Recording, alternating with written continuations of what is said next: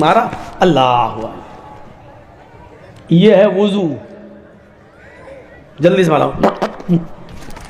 اللہ ٹھونک ڈالی. وضو بھی ٹھونک ڈالا, نماز بھی ٹھونک ڈالی. لیکن اللہ کے رسول نے کیا کہا؟ فَيُحْسِنَ الْوُضُوء. وضو نہیں, جس نے اچھی طریقے سے وضو بنایا. اچھا وضو کسے کہتے ہیں؟ پانی لیا چلو میں, یہ سیدھے ہاتھ میں دائنے, اور یہ دیکھ رہے ہیں آپ, یہ اور پھر داہنے ہاتھ کی انگلیاں بائیں ہاتھ میں, انگلیوں میں ایسے, اور بائیں ہاتھ کی انگلی دائیں ہاتھ میں, یہ پھر دوبارہ وضو, پانی لیا, پھر یہی, یہ پھر لیا پانی, اور پھر یہ 3 بار آپ نے ہاتھ دھلا. اب پانی لیا, چلو میں پانی ہے,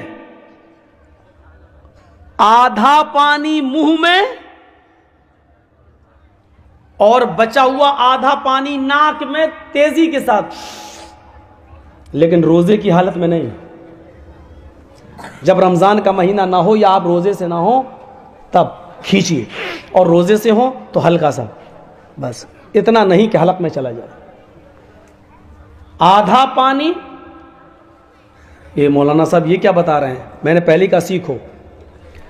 آدھا پانی منہ میں اور آدھا پانی ناک میں. ابھی تک یہ عادت ہے نہیں نا, اس لیے شروع میں پورا پانی منہ میں چلا جائے گا, ایسے نہیں لے پاؤ گے. شروع لوگ پورا ہی چلا جائے گا. عادت بنانا پڑے گی ابھی 2-4 روز. آدھا منہ میں اور آدھا ناک میں. پھر دائیں ہاتھ کی شہادت کی انگلی کو دانتوں پہ رگڑیے, یہ ایسے, اور بائیں ہاتھ کی اس انگلی کو اور اس ناخن کو دونوں ناک میں ڈالیے, ایسے, پھر نکالیے, اور اس کے بعد میں انگوٹھے سے یہ پکڑیے, یہ دبائیے ایسے, اور جھاڑیے ناک. وستنشقا وستنثرا, جھاڑیے کس کے, اور پھر اس انگلی سے یہ والی ناک دبائیے, نتھنا, اور پھر جھاڑیے. میں زیادہ زور سے نہیں کر رہا ہوں, نہیں تو اصلی گھی یہیں ٹپک جائے گا سارا, ایسے. پہلے یہ لے کے ہاں, اور پھر یہ لے کے ہاں, ایسے, اور پھر ایسے کر کے جھاڑیے, اور پھر ہاتھ دھو لیجیے. پھر دوبارہ بھی ایسے ہی کریں گے آپ. پھر منہ میں انگلی, اور یہ پھر تیسری بار. معاف کیجئے گا, ایک مسئلہ بتا دوں آپ کو, یہ ایسا وضو یہ افضل ہے, ورنہ آپ الگ پانی سے کلا بھی کر سکتے ہیں اور ناک کے لیے الگ پانی بھی لے سکتے ہیں, یہ جائز ہے. لیکن افضل یہی ہے, آدھا پانی منہ میں اور آدھا پانی ناک میں, یہ افضل ہے, یہ زیادہ اچھا ہے. اور اگر آپ ایسا نہیں کر پا رہے ہیں تو 3 بار کلا کر لیجئے, اور 3 بار کلا کرنے کے بعد 3 بار ناک میں پانی ڈالیے. یہ وضو بھی جائز ہے, ایسا بھی آپ کر سکتے ہیں, یہ جائز ہے, لیکن افضل نہیں ہے. افضل وہی ہے جو میں نے بتایا ہے. وستنشقا وستنثرا, تو یہ ہو گیا. اس کے بعد چہرہ دھوئیے. یہ بتا دوں, یہ دھو رہے ہیں, یہ داڑھی ہے تو یہ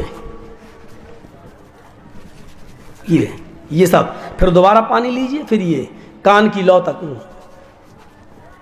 ایسے نہیں, بس ہو گیا. یہ کوئی نہیں خلال. داڑھی میں یہ ایسے ایسے, اور جس کی بڑی اور لمبی داڑھی ہو وہ تو اور زیادہ کرے گا, ایسے ایسے کر کے, یہ ایسے. 3 بار چہرہ دھلے, پھر 3 بار ہاتھ دھوئے. اب 3 بار کہاں ہوتے ہیں, تو ٹوٹی کے نیچے لگا دیا, وہ 10 بار بھی ہو رہا. اسی لیے بدنے میں پانی لیجئے, کیونکہ 2 مد پانی سے وضو بنانا ہے آپ کو.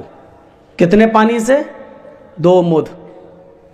اس سے زیادہ پانی خرچ ہو رہا ہے تو پانی کی فضول خرچی مانی جائے گی. اور 2 مد کتنا ہوتا ہے معلوم ہے آپ کو؟ 4 مد کا 1 سا. 4 مد کا 1 سا. 1 سا ہوتا ہے 2.5 کلو کا. 2.5 کلو ہوتا ہے 4 مد کا.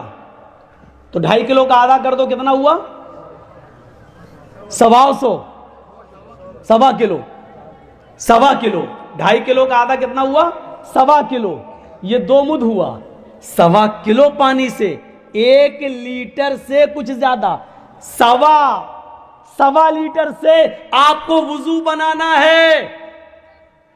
نل کی ٹوٹی کھول دینے کے بعد جو پانی خرچ ہوتا ہے معاف کیجئے گا وہ 1.25 لیٹر سے کہیں زیادہ ہوتا ہے. 5, 6, 10 لیٹر تک پانی بہہ جاتا ہے. یہ پانی کی فضول خرچی ہے.